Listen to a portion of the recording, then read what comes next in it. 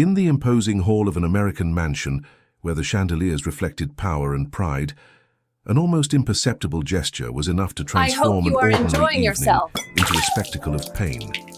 Alexander, the millionaire everyone admired, let out a forbidden glance. And this glance was not aimed at the haughty and elegant wife who accompanied him, but at Emily, the young blonde maid in a short uniform, who walked silently amid glasses and whispers. It was only a moment, but enough for her. Mistress, wounded in her pride, to perceive the spark that was being born before her eyes. And since vanity never tolerates the shadow of threat, the entire room would soon become the scene of the cruelest of humiliations. The hall, previously filled with laughter and toasts, fell silent when the mistress, overcome with fury and jealousy, raised her glass toward the maid. The sparkling liquid ran down Emily's face, transforming her pain into a spectacle. The guests held their breath, some in horror, others with secret pleasure at the sight. Alexander stood but hesitated. He was caught between the shame of seeing his wife stoop so low and the anguish of failing to protect the woman who had truly captured his attention. Emily, however, did not relent. Standing drenched, she held her mistress's gaze, as if knowing that this gesture, though cruel, would be only the first movement of a destiny that never leaves an injustice unanswered. If this story touched you, leave a like, subscribe to the channel and comment. Fate always takes its toll. The mansion's ballroom gleamed as if made to display the grandeur of its owners. Crystal chandeliers cast golden reflections, illuminating gleaming glasses and expensive gowns that trailed across the marble floor. Soft music played in the background, a piano played discreetly by a musician hired solely to create the luxurious atmosphere. The guests spoke quietly, measuring their words as if vying for prestige in every sentence. Among them, Alexander, the millionaire who commanded business, investments, and respect, seemed to be the central figure. Tall and elegant, he wore an impeccable suit that reflected the power of someone who had always been treated as untouchable.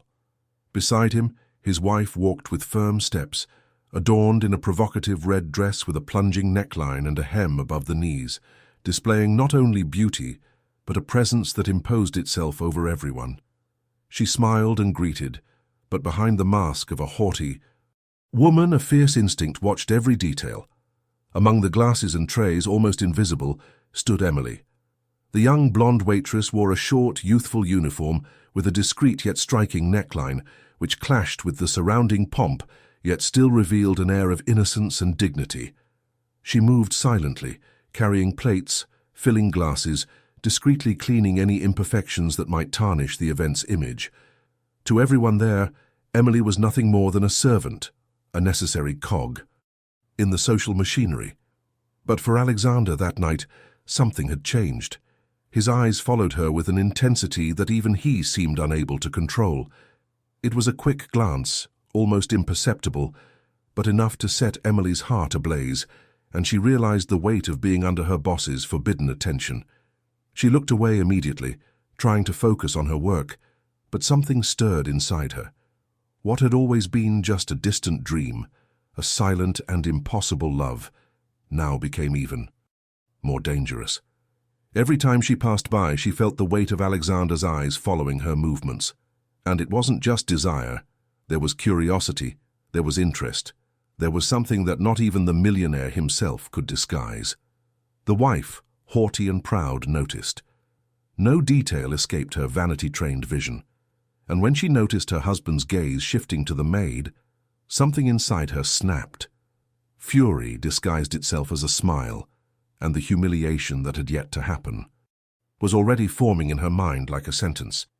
Emily, innocent in her dedication, didn't know that every step she took between those tables brought her closer to a cruel trap. The guests toasted, the conversations continued, but the mood began to shift. The laughter seemed more restrained, the air heavier, as if everyone sensed something was about to happen. Emily walked with her tray, pouring glasses, when she felt a sudden silence in the room. The piano sound stopped, and everyone's eyes focused on a single point, Alexander's wife. Standing with a glass of champagne in her hand, she watched Emily with a sharp gaze, as if every second were an eternity of judgment.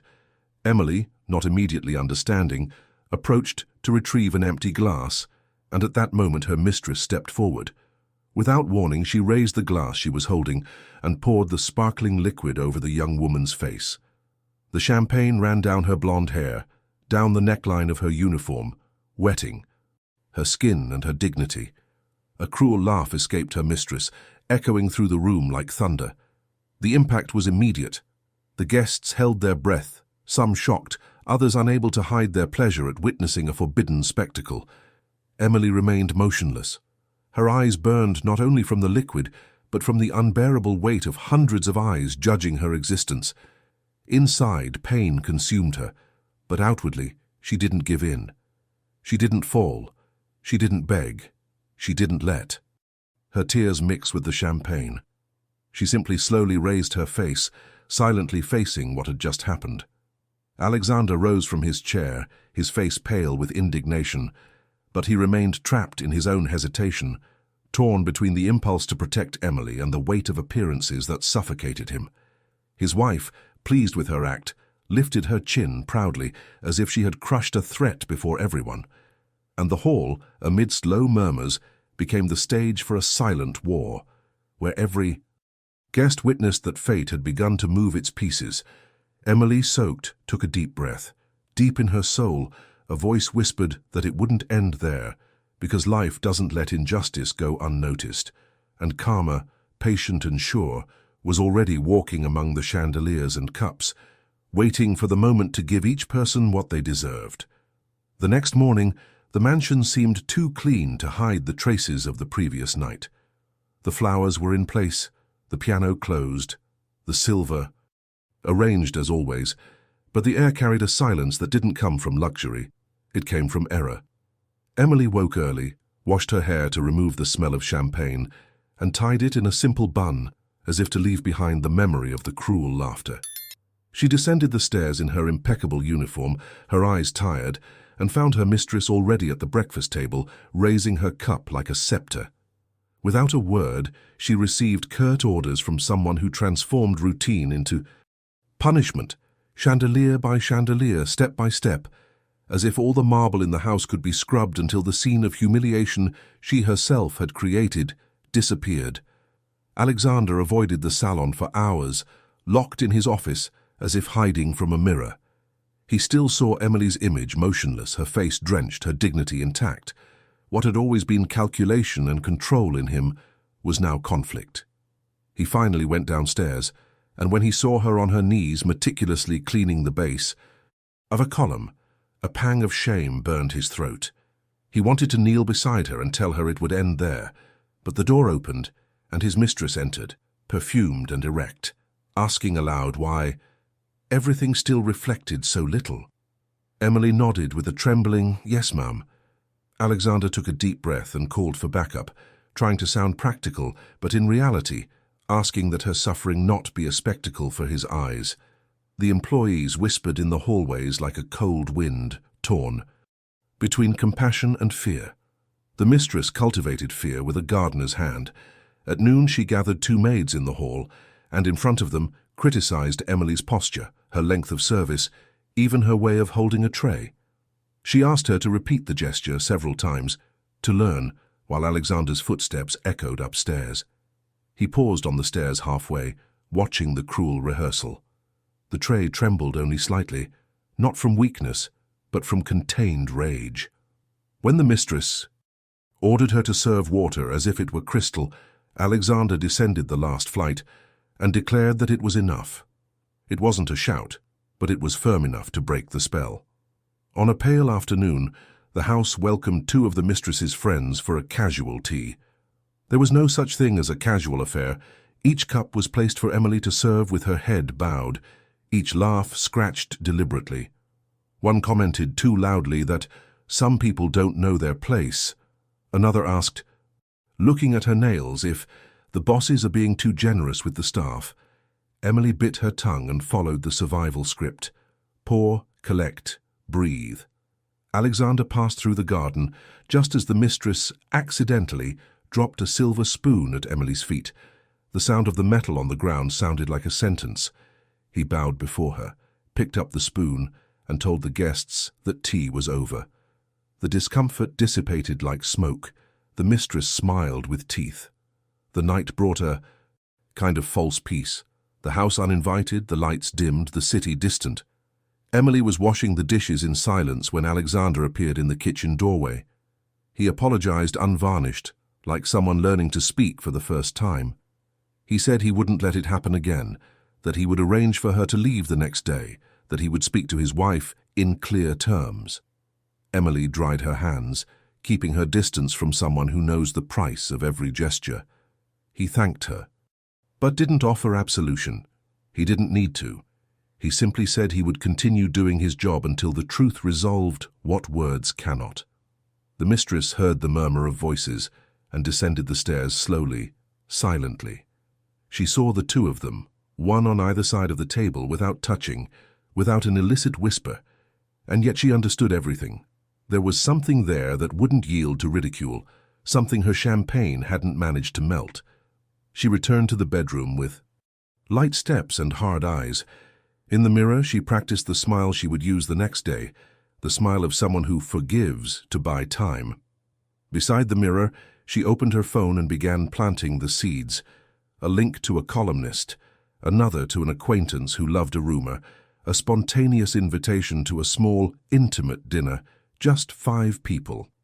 Before bed, Alexander wrote Emily a short note saying the break was approved and that she could regroup, that the house would last a day without her presence. Emily read it early in the morning, put the paper in her pocket and even tied her apron.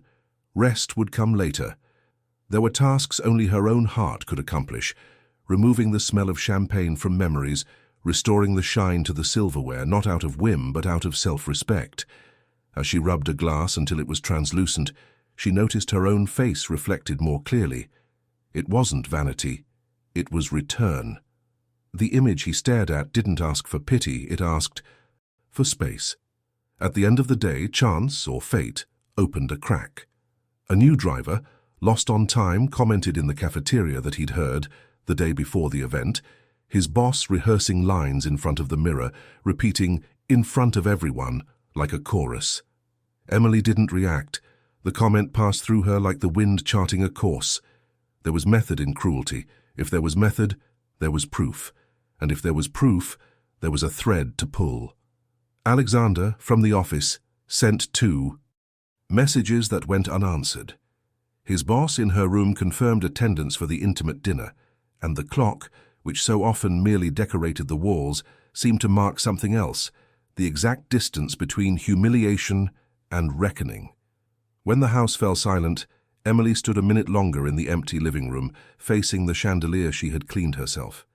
The light brought a subtle glow back to her eyes. It wasn't happiness, but relief at what hadn't yet happened. The fear here was different, that to turn the tide, fate would demand courage. She took a deep breath, heard Alexander's footsteps upstairs, and her mistress's door closing like a misplaced period. And then she knew, with the silent certainty of someone who has endured worse nights, that the next humiliation would come with an audience, and that this time someone would rise before the liquid touched their skin. The day of the dinner arrived shrouded in deceptive calm. The boss woke early, gave orders in a soft voice, and praised Emily's service artificially, as if she'd turned a new leaf. But behind every gesture lay a strategy. The dinner would be small, with only 5 guests, but they were carefully chosen: a society columnist, an influential banker, the wife of a businessman known for spreading rumors, and a close couple who always fueled the flames of scandal. The stage was set not for a night of socializing, but for a calculated spectacle, and the waitress was the target. Emily, still with her leave note tucked away in her pocket, insisted on working. It wasn't just discipline, but intuition. Something about her boss's sudden kindness rang false. She spent the day carefully setting the table, choosing plates and glasses that reflected the expected luxury. But as she positioned the crystal flutes, she remembered the champagne running down her face. Her uniform, clean and impeccable, seemed like fragile armor against the upcoming battle. Alexander watched in silence.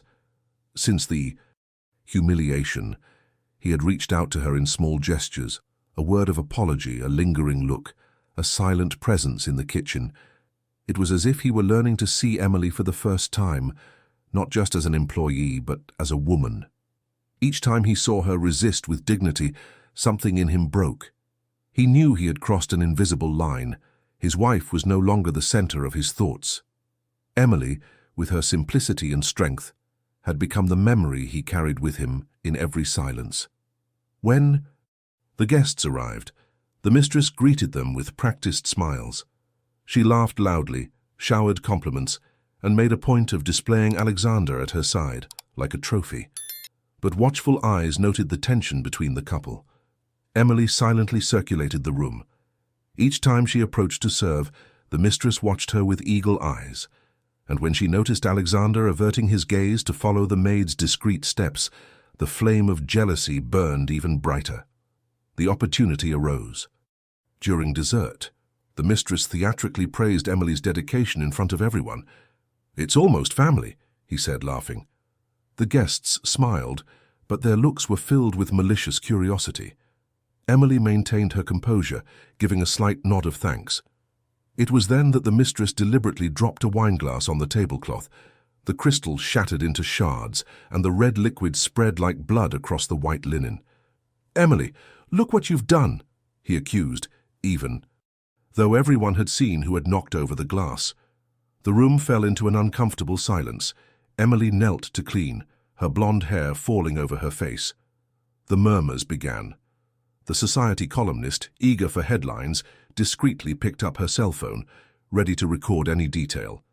But before the scene could follow her boss's script, Alexander stood up. His firm voice rang out. It wasn't her. Everyone saw it. Shock ran through the table. The boss smiled tightly, trying to hide it, but all eyes were no longer on her. Emily remained on her knees, but she felt something different that night. For the first time, she wasn't invisible. For the first time, someone had broken the silence in her defense. The wine stained the tablecloth, but the real stain was exposed for all to see. Her mistress's calculated cruelty. As she collected the shards, Emily heard one of the guests murmur, "Strange. Always her."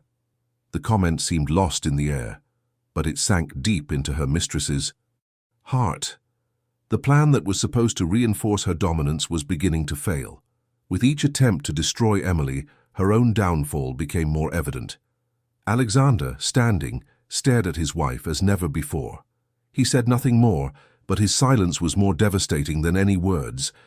Emily, rising, noticed something in the guests' eyes. They no longer saw her as the culprit. The silent justice of fate had taken its first step. And in that hall, under the false glow of the chandeliers, karma began to move, revealing that the true humiliation was not reserved for the maid, but for the woman who believed she controlled every thread of the story. The mistress could tell, from the guests' shallow breathing and Alexander's steady gaze, that the ground beneath her heels was beginning to give way. Her practiced smile no longer resonated, and the forced praise for Emily's dedication was stillborn. She went upstairs to her room with measured steps, closed the door quietly, and standing in front of the mirror let her face fall. The mask had cracked. She wouldn't lose like that. She grabbed a jewelry box, selected a small, expensive earring, and tested the weight of its cruelty in the palm of her hand. The plan was as simple as a fall. Plant it in Emily's closet and in front of intimate guests, summon an exemplary search. Humiliation with a receipt, reputation shredded, power back in the right hands. As she honed the gesture, tiny, almost invisible signs began to line up. Litz. The hallway, the oldest housekeeper, Marta, saw her employer cross the service wing with the restrained haste of someone who can't bear to be seen in commoner's territory. On the baseboard, a tiny pearl came loose from its clasp and rolled to a stop under the door to the team's locker room, as if the house, an accomplice of another order, marked the path with grains of truth. Downstairs, the musician resumed the piano, but the notes wavered. A glass vibrated alone on the sideboard when the door opened. The mansion breathed a warning. Emily, oblivious to what was happening, replacing cutlery, felt only the change in temperature that precedes certain storms. There was no more laughter in the corners of the room, only whispers of curiosity. Alexander watched her from the doorway, one step in and the next out, and the silence that united them was no longer empty. It felt like a pact. His phone vibrated. It was the columnist, the one with the light laugh and the quick finger. She had sent, without caption, a short video from the previous night captured by chance. The exact moment when her boss, feigning surprise, dropped her wine glass onto the tablecloth.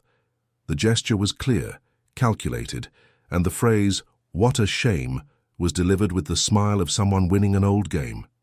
Alexander felt his anger rise slowly, a tide that doesn't break, but occupies. The mistress reappeared with false calm and sweetly asked everyone to gather for a toast of reconciliation. He raised a bottle, popped the cork, and the crisp sound rippled through the room like a trigger.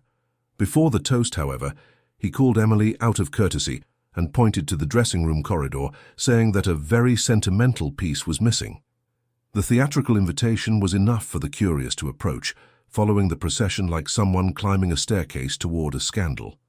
As she opened the maid's closet door, the mistress placed her hand on her chest and pronounced the word, "Found," with the precision of an actress. There on the shelf gleamed the expensive earring, but fate, which loves to stage plays, also writes signatures. Marta cleared her throat softly and pointed to the floor. Under the door, in plain sight, the lost pearl lay sleeping like a misplaced signature. The new security guard, overzealous since taking over the shift, commented that the hallway cameras had been replaced the week before and were now uploading everything to the cloud, Mr. Alexander's order. After that paparazzi at the gate, the boss froze for a split second, tiny but enough for the columnist to notice. The banker, a man of probabilities, scratched his chin. The nearby couple exchanged a look that said, "Now I understand." Alexander placed his cell phone on the table and without any theatricality played the recording. The boss, coming downstairs alone, entering the service area, opening the locker room door, and leaving with her hand closed. The video didn't show the earring, but it showed the route, and the pearl at the bottom completed the map. The hall didn't explode, it imploded. The sound that came wasn't a scream, it was air being sucked in. The mistress tried to bear the weight of the scene with a short laugh. "They must have gotten it mixed up. The sentence trailed off, giving way. Emily nearby didn't celebrate. She simply inhaled, as if coming back from the depths of water. Alexander didn't look at the guests. He looked at her, as if confirming that reality had finally caught up with her. The housekeeper picked up the pearl with a handkerchief and placed it in her mistress's hand. "You lost it," she said simply, and the word hit like a hammer. There would still be attempts. She would claim memory, say she wanted to verify, summon the alibi of a zeal she never possessed. But the signs, added together, were impossible to erase. The video of the wine, the hallway camera, the errant pearl, the history of recent humiliations, the rush to gather an audience. The toast never happened. The bottle, forgotten on the tray, slowly sweated, forming a halo of water that dripped like a liquid clock. The guests, one by one, began to remember their commitments. The room lost density. The piano, far in the background, found a harmony that dispensed with an audience. At the threshold of night, when the mansion was breathing again, Alexander asked the security guard to preserve the records and the housekeeper to lock the service floor. In a low voice to his wife, he simply said, "Tomorrow we'll talk to the lawyers." There was no anger in his tone, there was closure. Emily, weary, picked up the tray and pressed it to her chest, as if guarding a heart that has learned to beat in a storm. She didn't smile, but as she passed beneath the chandelier, the light returned her a glow that depended on no one. The mistress ascended the stairs, her elegance intact and her world collapsing. In the mirror, she tried to put the mask back on. It didn't fit. The house, which had so often been the scene of her victory, now showed her in its details the science of return. Down below in the hallway where the marble echoes back, the missing pearl had already taken its place, and the story, for the first time, seemed ready to tell its entirety. The next day dawned heavy, as if even the walls of the mansion were aware of what had happened. The phone wouldn't stop ringing. There were no more dinner invitations, No more flattering voices from columnists. There were dry questions, requests for clarification, evasive messages from people who preferred to distance themselves from the scandal. The earring, the fallen pearl, the video of the wine, small details had come together to form a picture all too clear, even to the most skeptical. The boss was not a victim, but rather a perpetrator. Alexander spent the morning locked in his office. With every call he answered, he felt the dust of his reputation settle in the air. Bankers, always. Smiling now spoke of caution. Businessmen, once eager for partnerships, asked for time to evaluate. Even distant family members, who usually dropped by seeking favors, avoided contact. He knew part of the blame was his. For years he had sustained a marriage of surface appearances, allowed petty cruelties, and turned a blind eye to humiliations that now exploded into public view. Last night's scene wasn't just a domestic incident, it was the straw that broke the camel's back, exposing a lifetime of pride and silence. The mistress, for her part, refused to accept defeat. She paced the house with her eyes blazing, but still held her chin high as if she could hold her mask up by sheer habit of haughtiness. She tried to talk about misunderstandings, claiming it was all just intrigue, but even the staff looked away. The respect she had commanded for years had evaporated like cheap perfume, and in its place was only fear, no longer reverent fear, but fear of the grotesque, the fear of a woman about to lose control. Emily watched from a distance, carrying out her tasks with the serenity of someone who no longer needed to prove anything. He didn't boast, he didn't seek revenge, he simply stood his ground. Every dish washed, every table set was a silent reminder that even when everything seemed to be falling apart, dignity cannot be ripped away by force. The other servants began to regard her with newfound respect. The young woman who had been the target of mockery and sidelong glances now walked through the house as a symbol of resilience. That afternoon, a journalist called Alexander directly, asking for comment on the video discreetly circulating online. It wasn't a major story yet, but it was only a matter of time before it became public. Alexander hung up without responding, but the message was clear. The world knew. And, more than knowing, I wanted to watch the fall. Emily, upon meeting Alexander in the hallway, noticed the weight on his shoulders. He seemed older, more tired. All of this only happened because I took too long to act, he confessed quietly. Emily didn't respond with words. She simply held his gaze, letting the silence say what no words could. Karma was working, and there was no stopping it. That night, the mistress tried once again to turn the tables. She organized a small impromptu dinner, inviting two couples, longtime friends. He wanted to prove he was still in control, that nothing had changed. But during the meal, the looks were suspicious, the conversation superficial, and the guests left early citing commitments. When the door closed, the mansion plunged into a void even crueler than public exposure, the void of irrelevance. Emily collected the glasses in silence. When she passed Alexander, she noticed something different. There was no longer any hesitation on his face. The man who had always relied on appearances now seemed ready to shed them. I won't allow her to continue destroying everything around me, he said firmly. It was the first time Emily believed he was ready to act, not just like a millionaire, but like a man. And deep within that silent night, a certainty lingered. The spectacle of humiliation her mistress had staged so many times had not only failed, it had become her sentence. And Karma, patient, was already sharpening the blade for the final blow. On the morning the truth stopped being a whisper and became a voice, the columnist published the wine video, along with a discreet note about inconsistencies the restaurant needed to explain. Alexander's phone went into overdrive, the invitations evaporated, and on top of it all, a message arrived from the ever-smiling banker. We will suspend events until further notice. It wasn't just his reputation slipping, it was the social pillar his wife had built by claiming the bill. He called the security guard and the housekeeper Marta to the office, listened to their versions, and stored the recordings in 3 separate folders. When he breathed again, he had made the decision he had avoided his entire life.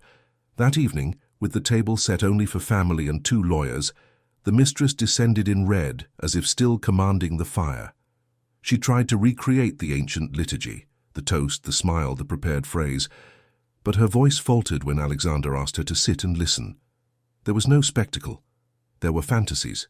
The video of the wine, the hallway camera, the pearl in the baseboard, the testimonies of repeated humiliations. Each piece of evidence placed on the wood sounded like a tiny hammer.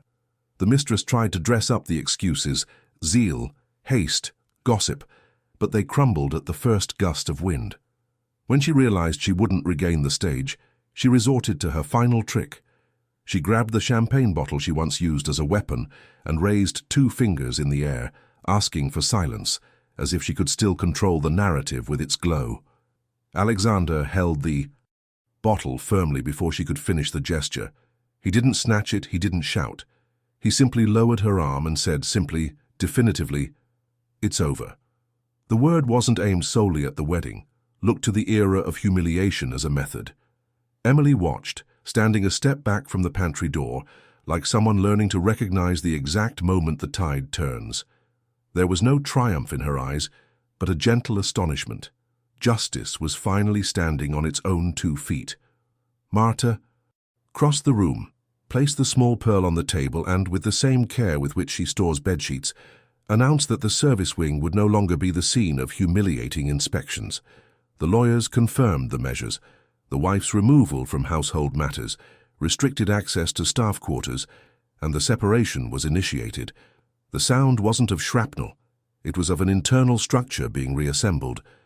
When the papers were collected and the doors closed, Alexander went to the kitchen. He didn't bring any speeches, just 2 ordinary glasses. He set the champagne bottle on the counter, the same weapon, now disarmed, and pushed it back to the high shelf. Instead, he opened a bottle of sparkling water. The crack was dry, clean, without spray on anyone's skin. He filled the glasses and said the only sentence that fit at that moment. "In this house, no one will be humiliated anymore." Emily didn't toast right away. She leaned the tray on her hip, tied her bun with her other hand, and looked around as if checking to see if she had enough air left in her chest. Then she poured a third glass, called Marta by name, and pushed the glass to the edge of the counter. There was the twist. The liquid that had previously burned her face now touched the glass as a promise of shared respect. The mistress climbed the stairs without looking back. On the landing, the reflection of the chandeliers didn't follow her. There was no audience, no laughter, no kingdom. There were doors that close with the exact sound of something ending. Emily stood for a while in the pleasant silence of the kitchen, listening to the water run, drying the rims of her glasses with the linen cloth that had so often wiped away hidden tears. Alexander, without intruding on her distance, apologized for what he hadn't done when he needed to, and offered 2 things: paid time off and a choice. "If you want to go, I understand. If you want to stay, this house changes today."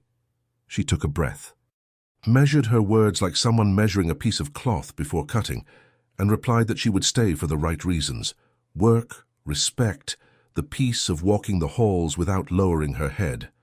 The rest, what had rolled in his eyes like a tide, would remain outside in time. And he understood, because true victory requires no haste. Later, when she dimmed the hall lights, Emily stood beneath the chandelier that had so often reflected power, and now returned only the calm glow of one who had survived. She ran her hand over the wood of the table, where trials had weighed like stones, and smiled slightly, not out of revenge, but out of relief. The house had a different sound.